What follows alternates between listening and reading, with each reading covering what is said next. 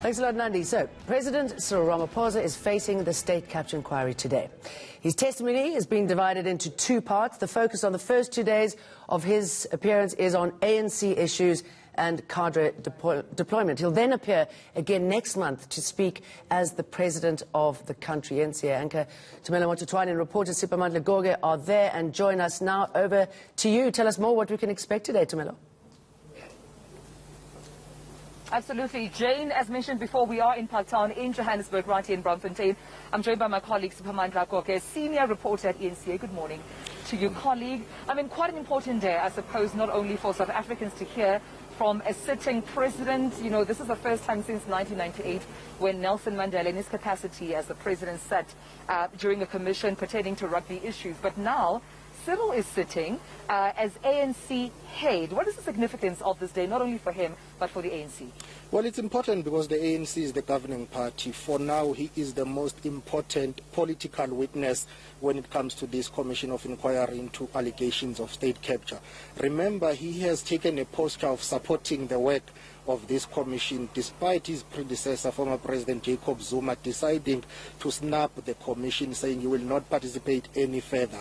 So President Cyril Ramaphosa, in his capacity as the president of the governing party, the ANC, he is representing the ANC here. Remember that the Deputy Chief Justice Raymond Zondo has said in the past that this commission cannot conclude its work without the ANC being given an opportunity to respond to allegations that have been revealed here. In April 2019, if my memory serves me well, we have already have President Cyril Ramaphosa conceding that the ANC was captured. In fact, if I were to quote him, he says, before the state was captured, it's the ANC that was captured. He says some people used some members of the ANC to advance their interest in terms of capturing state institutions.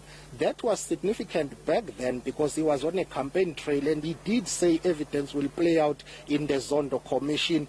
2 years later or years later, he has to take that hot seat, he has to take a stand, and basically we expect that he will be asked about what he knows as the president of the ANC, what he knew back then as the deputy president of the ANC. But let me tell you why his appearance is important here today. Right. As the former deputy president of the ANC, he sat in the party's deployment committee. That deployment committee deals with the issue of cadre deployment, deploying some of its members to key strategic institutions as well as state-owned entities. Also in parliament, as the former deputy president of the ANC, he sat in that political committee, which was very crucial. So he cannot come here and plead arrogance and say, I didn't know what was happening, or plead ignorance rather, to say, I didn't know what was happening. So during that period when former President Jacob Zuma was in charge of the ANC and the country, he was deputizing him. Yes, he may say, I had no knowledge of what was happening, but some people will say, actually, that is not true because you were part and parcel of the decision-making structures and bodies of the ANC. Absolutely, especially when we look at timelines from when he was elected within the ANC back in 2007, then going down to 2012 as the deputy president and subsequently 2017 as the president.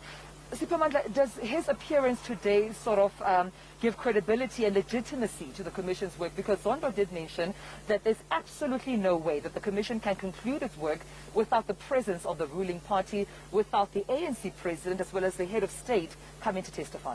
It does in a way because it is going to send a message that there is political support for the Commission, or there is that seriousness in terms of the ANC as the governing party taking the work of this Commission seriously, bearing in mind what its former leader, President Jacob Zuma, or former President Jacob Zuma, has done. So with ANC President Cyril Ramaphosa coming here today to testify, not that he had a choice anyway, he had to come. If it wasn't him, someone representing the ANC would have had to come here and testify on behalf of the ANC. So he is not doing this commission any favor by coming here to testify. His party took a resolution to say the work of the commission needs to be respected, and his party is the one that deployed him to come and testify on behalf of the ANC as the governing party. Whether it's Cyril Ramaphosa or anyone else, the president of the ANC would have had to come here and answer to these allegations that have been leveled against the governing party, because it's in charge of the state. Yes, he has decided to split his evidence into two parts. Today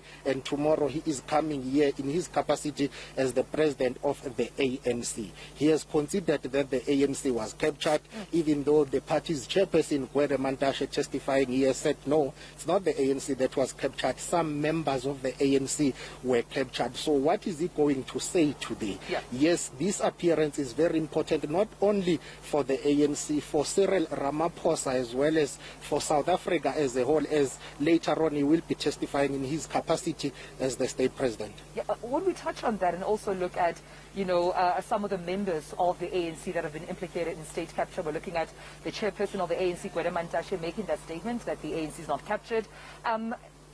Cyril Ramaphosa did give a stern warning to some of the members. We're seeing even with the step-aside issue that he wants, or rather he has intentions as a leader to root out corruption with the party. Now, do you think that he will talk about some of the members that are implicated within state capture? Will this also implicate himself? We do know the CR17 bank statements are a hotly contested debate as to whether or not he will unseal those documents.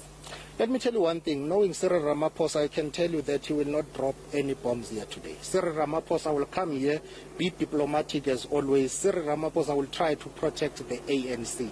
He is the president of the governing party. He will not throw his party under the bus, even though the evidence that has emerged here and claims and allegations point to some members of the ANC being implicated. Him as well is implicated here. So he will try to be diplomatic. He will take a posture that says, what do we do to correct this? He has considered that mistakes happened in the past. He has considered that some of the members of the ANC are implicated and are accused. But he will try and say, looking forward, moving forward, what do we do to correct the situation? Let me tell you that Cyril Ramaphosa will tread carefully, but the evidence that has been presented here is seriously working against the ANC itself, because as a governing party out there, people are saying the ANC is corrupt. The ANC is soft on dealing with issues and allegations of corruption. It rewards those who are accused of corruption. So him at the center of this, also, if we were to rewind a bit, to try and understand how he came into power in the ANC. He came into power projecting himself as someone who is fighting corruption, as someone who is coming here to clean the image of the ANC. But in the process, he got implicated as well in that process with what has happened with Bosasa, not only him and some senior members of the ANC. So this thing is very serious for the ANC, for Cyril Ramaphosa, as well as for the country. Right. I mentioned the CR17 bank statements, colleague, because we know that the IEC has spoken about this new funding act. It's going to impact a whole lot of political parties, including the ANC, particularly the ANC, because we know that there have been allegations of certain business individuals. Edwin Sodi comes to mind when these individuals are spoken of, who would gain tenders and therefore sort of make repayments to the ANC in the name of ANC party funding and finances. Do you think he will address some of these issues in terms of, the ANC funding policy and some of these members, as well as business people that have been implicated in state capture, who have funded the ANC? He would want to shy away from that, but the environment will not allow him to do that. He will have to address that if his testimony and his evidence is to assist the commission. There is no way you can come here representing the ANC and not talk about those issues. There have been calls for him to unseal the CR17 bank statements. Some people saying he was a beneficiary of some of big businesses' money, pumping money into his campaign, and his critics have said he bought that 2017 elective Congress of the ANC in Nazareth. So he has to address that. He is coming here at the back of having sealed those CR17 bank statements with growing calls for him to unseal that. Tokyo Sekhwale, stalwart of the ANC, recently with our colleague JJ Tabane saying, listen, just unseal this thing. So he has to talk about how the ANC was funded.